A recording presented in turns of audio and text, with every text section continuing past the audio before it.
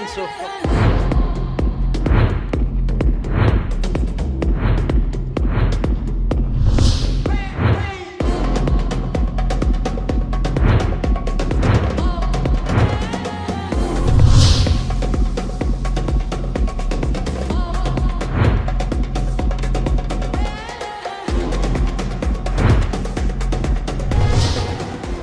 Namaste, Dr. Mandaviya ji, distinguished guests, patrons and friends. It gives me great pleasure and immense pride to welcome you all to the inaugural Playcom Business of Sports Summit, an initiative by Sportstar and KPMG in India. This summit is more than an event. It's a reflection of our commitment to the evolving landscape of sport and growing intersection with business, policy and society for the Hindu group. Sports has never been an afterthought for all of us, and the Hindu group has written and reported on sports with depth and passion, recognizing its power to inspire, unite, transform, right from many decades ago. Sportstar, born in 1978 as a weekly print magazine, has carried forward that tradition with a distinctive voice. From its predecessor, Sport and Pastime, to its evolution into a fortnightly print product, to the digital platform launched in 2015, Sportstar has consistently adapted to changing times while holding firm to its core, rigorous, inclusive, and thoughtful sports journalism. The government's recent steps are crucial. The National Sports Governance Bill Act 2025 lays down a framework for accountability, term limits, and a modern regulatory structure, an effort to ensure that Indian sport is administered with the same professionalism we demand from our athletes. Alongside it, the anti-doping bill strengthens India's fight for clean sports, aligning with the global best practices and reaffirming that credibility is non-negotiable. One of the most unforgettable moments of my career was the 1984 Los Angeles Olympics. I had trained for years with one goal: to bring a glory to India. In the 400-meter hurdles final, I missed the bronze medal by 1/100th of a second, just the blink of an eye. To many, it looked like defeat, but for me, it was a defining moment. It proved that an Indian woman could stand shoulder to shoulder with the best in the world. मुझे आज खुशी है कि sports stars के द्वारा sports science, sports governance, sports manufacturing ये विषय पर डिस्कशन के लिए समिट का आयोजन करा गया है। पीटी उषा जी ने अंत में कहा कि sports is way of life. Sports way of life है। स्पोर्ट्स हमारा कल्चर भी है, स्पोर्ट्स नेचर भी है, स्पोर्ट्स प्रोफेशन भी है, स्पोर्ट्स एंटरटेनमेंट भी है, स्पोर्ट्स बिजनेस भी है, स्पोर्ट्स इंडस्ट्रीज भी है। स्पोर्ट्स का एरिया बहुत बड़ा है और ये देश की डाइवर्सिटी को देखते हुए मैं मानता हूं कि ये देश इस सभी एंगल को अच्छी तरह से हार्नेस्ट कर सकता है। सवाल इतना ही है कि कॉम्प्रिहेंसिव तरीके से हॉलिस्टिक अप्रोच के साथ ये स्पोर्ट्स पर इंडिया में काम करा जाए तो ये देश वर्ल्ड के बेस्ट स्पोर्टिंग नेशन के रूप में हमारे सामने, दुनिया के सामने उभर सकता है। Morning everyone. Absolute pleasure to be here with these dignitaries on the stage. I just want to take you guys back a little bit in time. 2008, April 18, Chinnaswamy Stadium, Bengaluru. A bunch of cynical journalists, sports writers, cricket writers being in the press box, not having a clue about how IPL will shape out. And we were there and all of us in a state of confusion. not knowing what to expect. And then Brendan McCullum launches those sixes, threatening the clogged roads of Bengaluru with its traffic, and friends and lovers in Cubbon Park. And then we realized that we are witnessing something extremely special. And here we are, 17 years down the line, one of the biggest leagues in the world, also has inspired multiple leagues, cricketing leagues across the globe, Australia, Sri Lanka, you name it. Everyone has a league which is kind of mimics the IPL.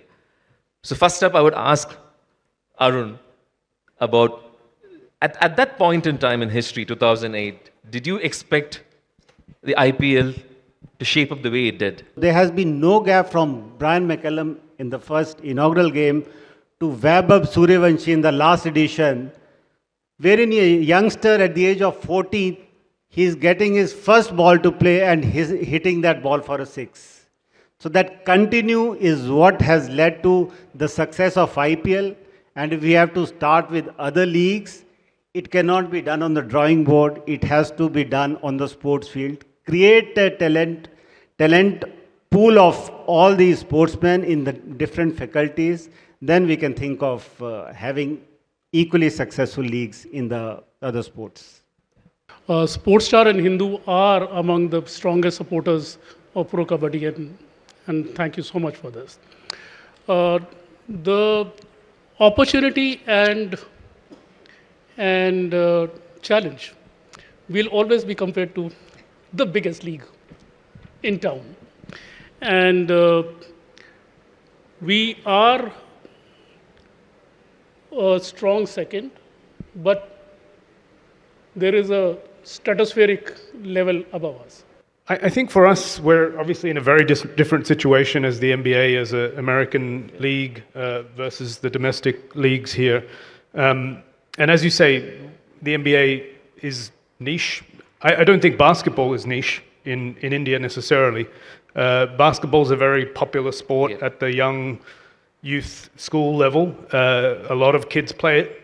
Unfortunately, we haven't really had a sustainable domestic league in India previously, and so that's been a challenge. But for us, it starts really with grassroots efforts. And we've been doing grassroots efforts to get a ball in kids' hands for 13, 14 years now in India, and we've continued to do that through our Junior MBA program, which has reached over 15 million kids across the country in 35 cities. So we'll continue to do that. For us to be a successful sporting nation, multiple sports will have to coexist. Yeah. So I don't see this as a competition. Yeah. I don't see it as a first mover's advantage. Yeah.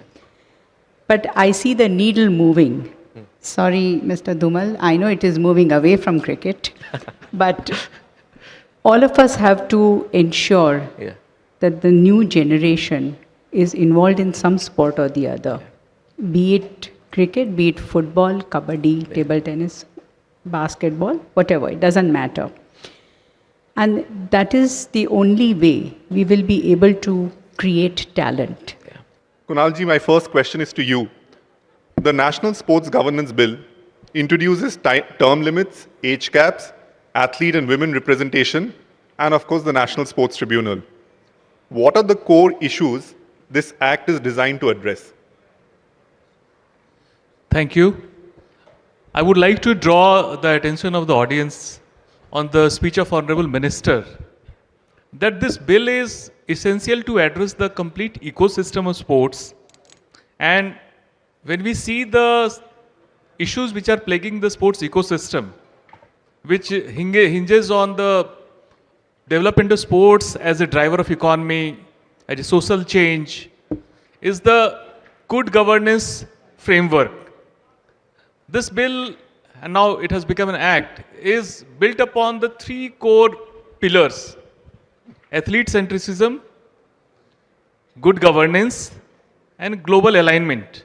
No, there are two aspects which Sir has actually worked very hard on, is grievance redressal and elections. Most of the disputes that actually go, which are contentious, are election and selection. And what happens, and bad for lawyers sometimes, good for lawyers sometimes, is you file an application, it goes to court.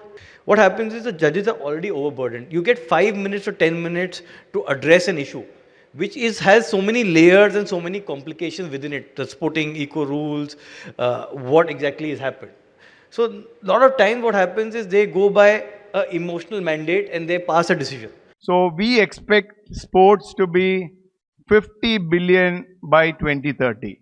So even if we take 12% growth, we would be hitting around 48 billion. But what is happening is maybe the Commonwealth coming up, Olympics investment, few of those can propel growth at a much slightly higher. So we project sports to be around 50 billion by 2030. So Ram, just to start off the discussion, how do you build good infrastructure in India right now? So what are the components of it? If you can just narrate, that will be good actually. Sure. Thanks a lot. So as sports architects, we deal with, in delivering a project, it requires various aspects of the project, starting with the athlete. I think the athlete is the most paramount and the field of play becomes the most important. So when we look at the way infrastructure is being built or was built before, there are a lot of lacunas in terms of how technically it is being built correctly. So now with people like Sushant, with whom we work to make sure that there is proper compliance, there's no injury to the athlete, becomes very crucial and almost the core of a sports infrastructure project. It's all the glamorous aside. It needs to be absolutely accurate. You know, the development of high performance centers is very much along the same lines of, you know, what Ram just spoke about. The athlete is at the center of it, and the athlete and the support team, the coaches, the sports science team, you know, creating an environment which I would often refer to as a daily training environment that has world-class elements to it. So everything around the facility, whether that be the technical playing fields, whether that be the accommodation or the cafeteria, everything needs to be world-class, and it all needs to fit together. To answer your question, we do see tremendous amount of growth in setting up new infrastructure, modernizing the existing infrastructure, especially in the past 5 years, I would say. And at the moment as we speak, government by far is the largest spender. Okay. The private spending is yet to come, but we do see some trends that are leading up to there. When we talk about cycling, the first thing that comes to mind is road cycling, correct? However, there are two different layers of cycling. One is the competitive cycling, which of course is very technical. And then you have the mass movement cycling, what we see every day. Now, that transition from being a regular cyclist to being a professional cyclist will involve infrastructure. You cannot just be riding a cycle and be in the league of the Olympics, of the World Championships, or the professional leagues. Nikhil, if I could start with you, how can sporting federations, leagues, and teams leverage the digital ecosystem to create interactive and personalized fan experiences? I think one is keep the user first. Today we have 655 million sports fans on the internet, right? We've got almost 43% of them are Gen Z, and a large chunk, almost 1 in every 6 are actually, or maybe 6 out of every 10 are actually coming from the rural markets, right? So if you keep your user first, understand that changing consumer, I think as a league, as an advertiser, as a brand, I think you should be able to take a big advantage keeping them at the center. I think the fandom in sports has evolved so sharply. I mean, just taking from what Nikhil has said, that, you know, technology has accelerated that journey for the fan. It's made sports more accessible. It's made sports more intimate, interactive, and immersive. I think these are the 4 I's that we as a network live by. The expectations of the fans has been increasing a lot in the recent years. They just actually don't want to be a spectator, and he wants to be in the middle of the game. He wants to be immersed in the game. He wants to inform about the game. So because of this shift, there is a huge scope for the technology innovations as well. You know, you're talking about deepening fan engagement and sort of what you do digitally.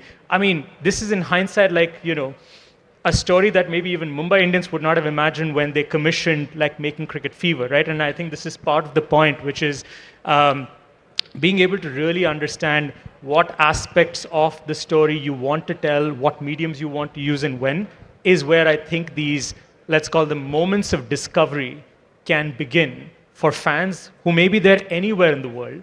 And hopefully then you take those moments of discovery, build some systems of loyalty over time, and then hopefully they translate into engines of revenue. How are you, in each of your businesses, how has the definition of financial success changed, you know? In short, I want to know that Excel sheet that you'll see every morning, how is that shape-shifting?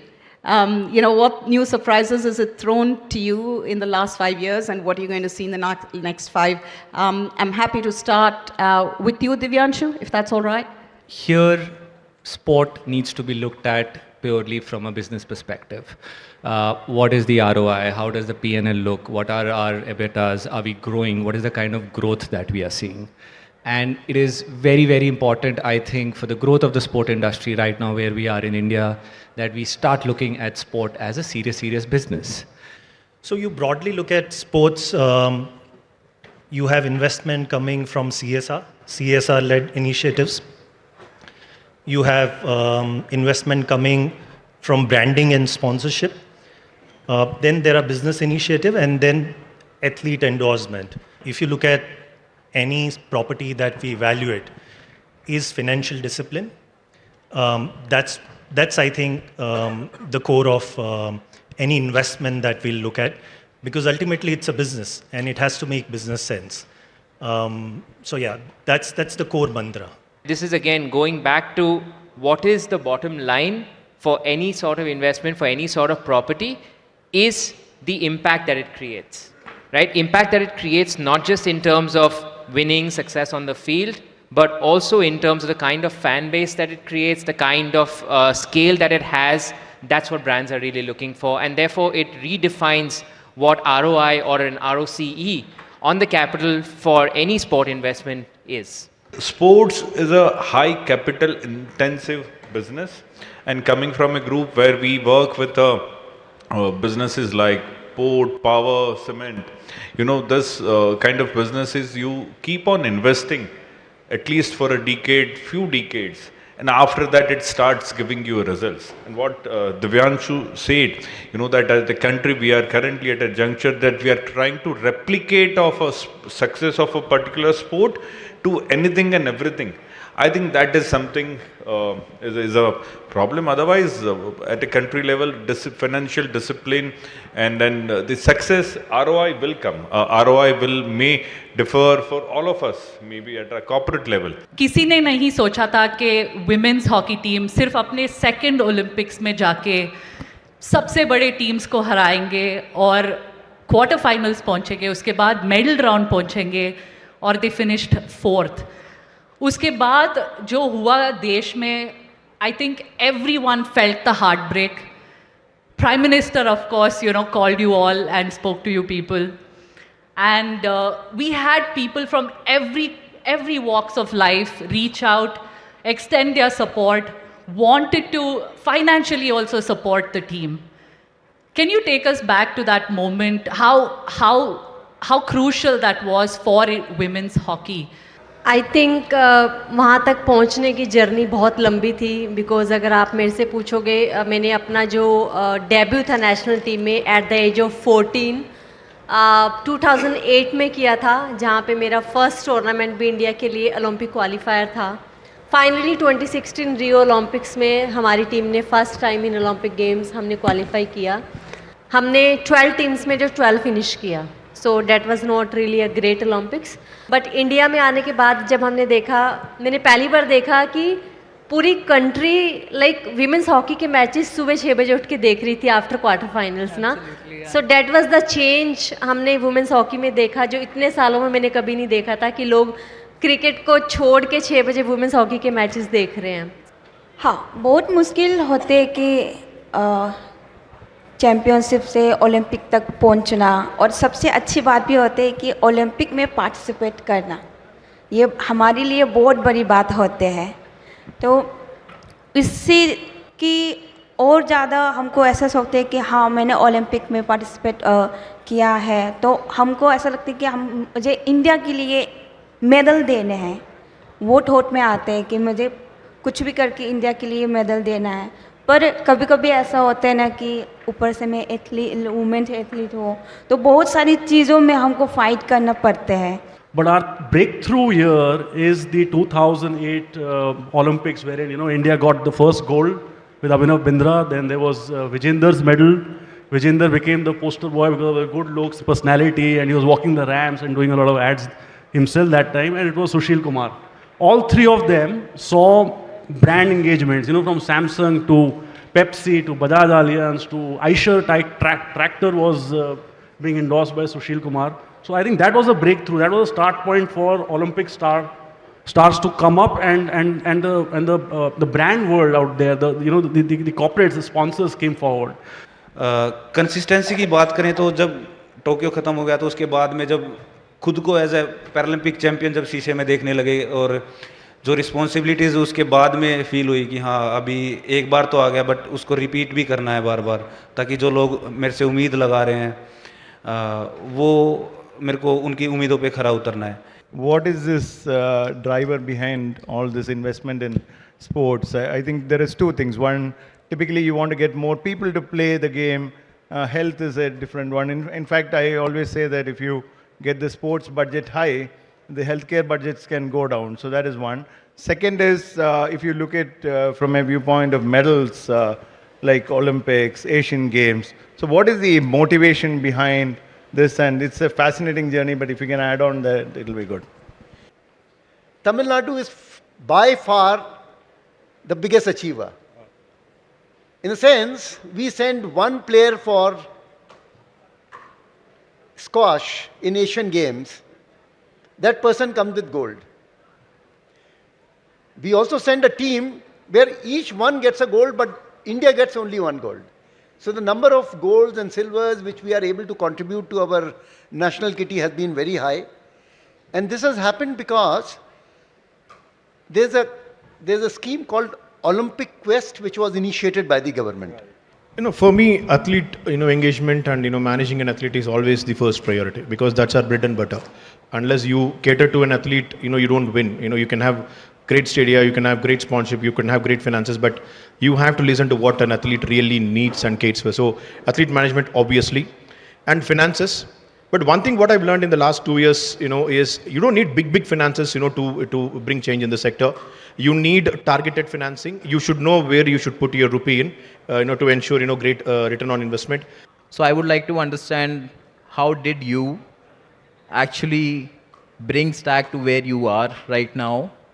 And what are some of the challenges which you faced building this brand, and also for our young audience who are trying to do the same? When I entered business, a lot of people said, "Apni brand bechna impossible hai. You can't sell your brand. You put other brands and just be happy with it." So I said, "No, that's not my domain. I would love to take my brand international, global." And that's what I started. So the first step is to have the product which is capable of doing that. So today, like you said, we have 90 national teams.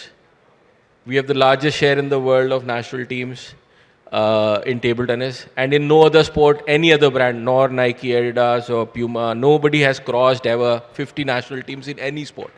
So we have been able to do that purely from the passion perspective. For me, culture is everything. Culture is something which can ultimately drive up the performances, and at the same time, culture is something which can, in a way, drive up the demand. Once we have a big chunk of talent that is there, and of course, with the right set of infrastructure, the right set of guidelines in place, you can actually end up creating more talented sports persons. So this is one way of how culture can drive up the performances. And at the same time, as far the same thing goes for consumption too. I mean, imagine a situation wherein the number of participants increase because of this increase in sports culture.